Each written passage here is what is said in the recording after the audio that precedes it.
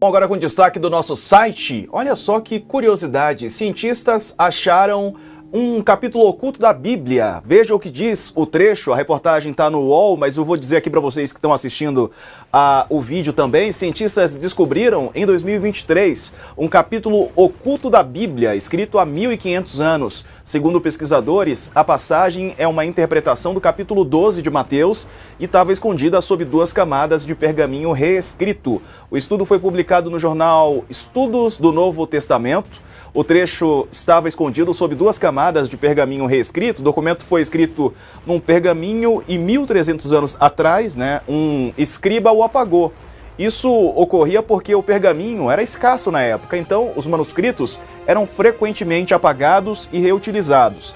O texto havia sido raspado no pergaminho. Os cientistas conseguiram acessá-lo por meio de fotografias utilizando luz ultravioleta. A luz ultravioleta tornou-se popular entre os cientistas que esperam descobrir documentos secretos porque o texto oculto absorve a luz e brilha em azul. Ele pode revelar o texto oculto porque o pergaminho fica marcado pela tinta. Não importa quantas vezes seja reutilizado, os escritos originais ainda estão impressos no papel.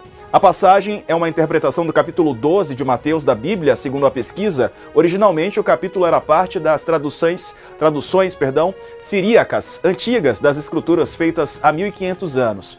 Até agora, existiam apenas 2 manuscritos conhecidos por conter a tradução siríaca antiga dos evangelhos. E o que diz o capítulo como conhecemos hoje? O 12º capítulo do Evangelho Bíblico de Mateus, do Novo Testamento, contém muitos episódios da vida pública de Jesus. Ele começa dizendo que Jesus caminhou pelo campo num sábado e alguns de seus discípulos com fome colheram espigas e comeram. O trabalho era proibido no sábado, então tem essa menção também. Nos versículos adiante, Mateus reconhece Jesus como servo escolhido por Deus. O capítulo também trata de demônios. O poder de Jesus para expulsá-los mostra que o reino de Deus era capaz de derrotar o Satanás, diz um dos trechos.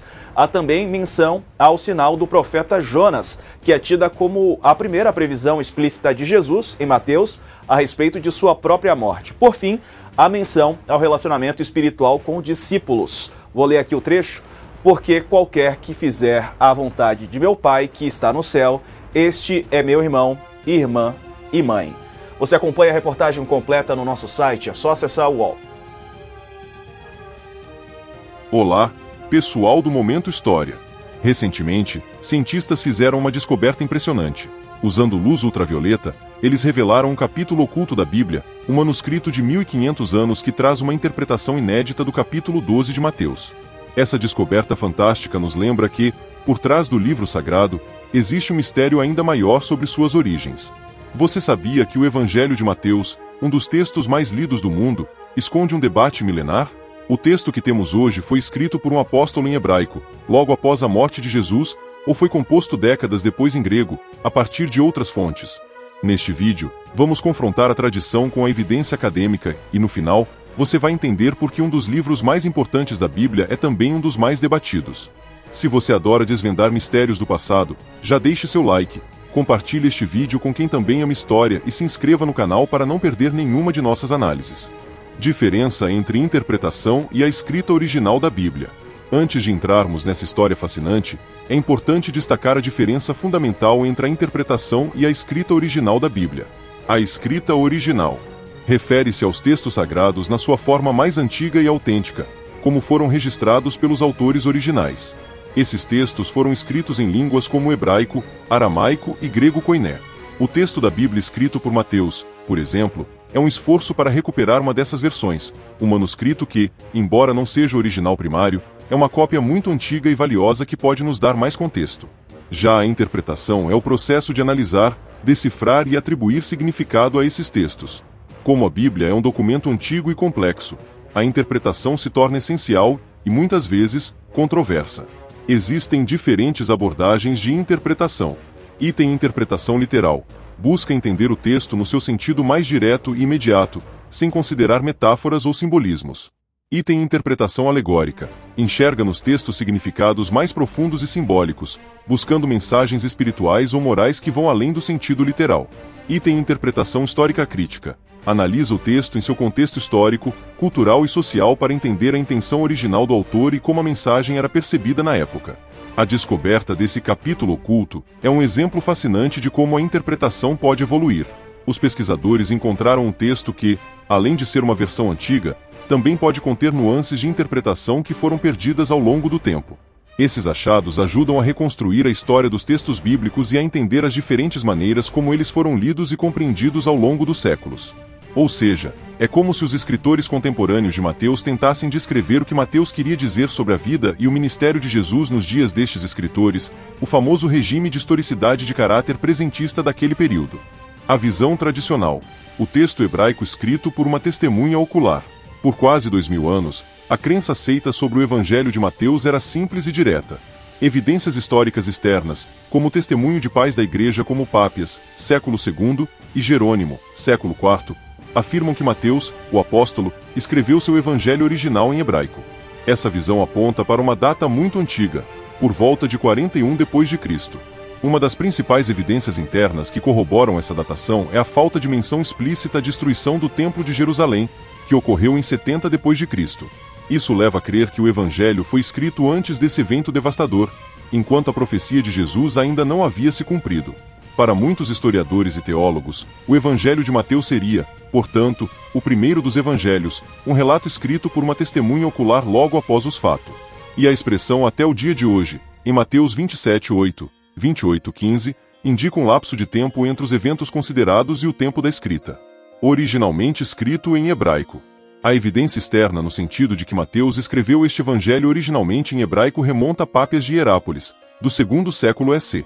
Eusébio cita Pápias como declarando: Mateus coletou os oráculos na língua hebraica. Logo no início do terceiro século, Orígenes fez referência ao relato de Mateus, e, considerando os 4 evangelhos, ele é citado por Eusébio como dizendo que o primeiro foi escrito, segundo Mateus, que havia sido cobrador de impostos, mas que depois foi um apóstolo de Jesus Cristo, no idioma hebraico.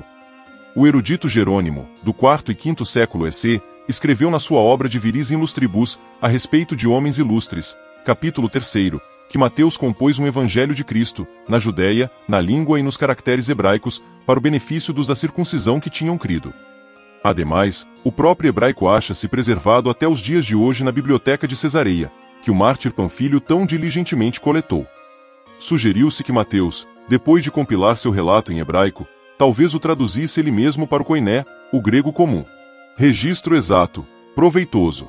Por Mateus ser associado íntimo de Jesus Cristo durante os últimos anos de vida deste na terra, e por assim ser testemunha ocular do seu ministério, é compreensível que ele pudesse registrar um evangelho comovente e significativo.